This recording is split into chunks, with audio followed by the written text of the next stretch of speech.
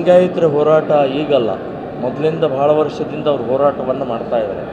ಲಿಂಗಾಯತ, ವೀರಶೈವ ಲಿಂಗಾಯತ, ನಾವು ಹಿಂದೂಗಳಲ್ಲ ಅನ್ನುವಂಥದ್ದು ಹೇಳಿಕೆಯನ್ನು ಕೊಟ್ಟು ನಮ್ಮದೇ ಪ್ರತ್ಯೇಕವಾದಂಥ ಧರ್ಮ ಅಂತ ಕೆಲವೊಂದು ಜನ ಹೇಳ್ತಾ ಇದ್ದಾರೆ.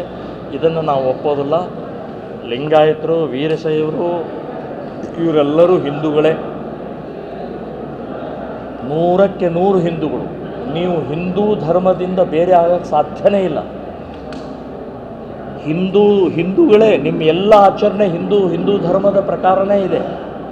ಸೊ ಬೇರೆ ಧರ್ಮ ಅಂತ ಹೇಳಿ ಯಾತಕ್ಕೆ ಅಂತಂದರೆ ಯಾವುದೋ ಒಂದು ಫ್ಯಾಸಿಲಿಟೀಸ್ ಅಂದರೆ ಆರ್ಥಿಕ ಬೇರೆ ಬೇರೆ ಮೀಸಲಾತಿ ಪಡೆಯುವಂಥ ಹಿನ್ನೆಲೆಯಲ್ಲಿ ನೀವು ತಗೊಳ್ತಾ ಇದ್ದೀರಿ.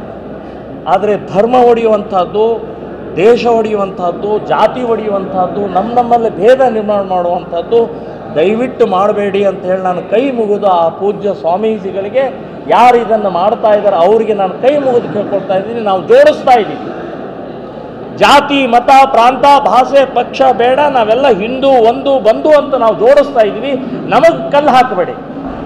ಇವತ್ತು ಸಮಾಜದಲ್ಲಿ ಆಗ್ತಾ ಇರುವಂಥದ್ದು ಪಹಲ್ಗಾಮ್ ನೆನಪು ಮಾಡ್ಕೊಳ್ಳಿ. ನೀನು ಲಿಂಗಾಯತ, ನೀನು ಬ್ರಾಹ್ಮಣ, ನೀನು ಹರಿಜನ, ನೀನು ಕುರುಬ ಅಂತ ಕೇಳಿ ಗುಂಡು ಹೊಡಿಲಿಲ್ಲ. ಅಲ್ಲಿ ಗುಂಡು ಹೊಡೆದಿದ್ದು ನೀನು ಹಿಂದೂ ಅಂತ ಕೇಳಿ ಗುಂಡು ಹೊಡೆದಿದ್ದಾರೆ.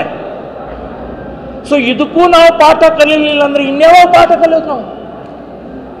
ದಯವಿಟ್ಟು ನಮ್ಮ ಸಮಾಜದಲ್ಲಿ ಒಡಕು ಮೂಡುವಂಥ ಕೆಲಸವನ್ನು ಮಾಡಬೇಡಿ ಅಂತೇಳಿ ನಾನು ಕೈ ಮುಗಿದು ಕೇಳ್ತೀನಿ.